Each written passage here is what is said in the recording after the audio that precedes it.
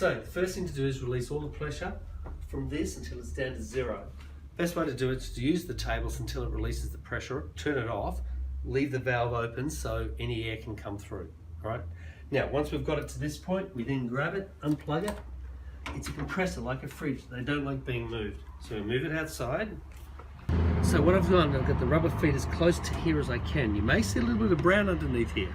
I wonder where that came from. I think that would be me, because I've been doing this forever. So what we do is we get here and we turn, depending how you look at it, anti-clockwise. What are you turning? This thing, the bottom bit. It's got an edge on it or a ridge on it. And what this is, because I live in Queensland, we have humidity, and the humidity gets caught up in the compressor. So is it clockwise or anti-clockwise? Well, depends how you're looking at it.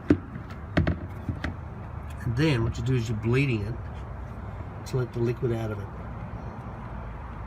And the quickest and easiest way is to take the whole bloody thing out. Maybe you said it was empty.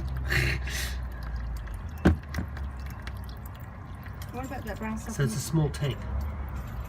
Well, this should release because there's nothing holding it. So here's your valve. It's got a hole in it. And we're just going to seal it back up. It's got a rubber stop.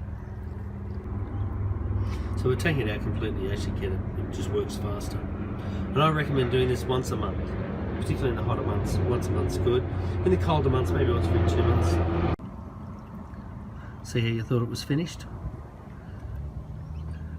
And see how much fluid's still in there. Yeah. And that's why this is at the front, to get it to as low as possible. And see how now it's finished. There's no more in there. Wash it back and forth, there's nothing there for it to go in. Alright, at that point, you can go drop that. I will go seal this back up, and you'll see the way I screw it in. So it goes in, and I'm screwing this clockwise to tighten, okay, looking at it, and anti-clockwise to loosen. Okay.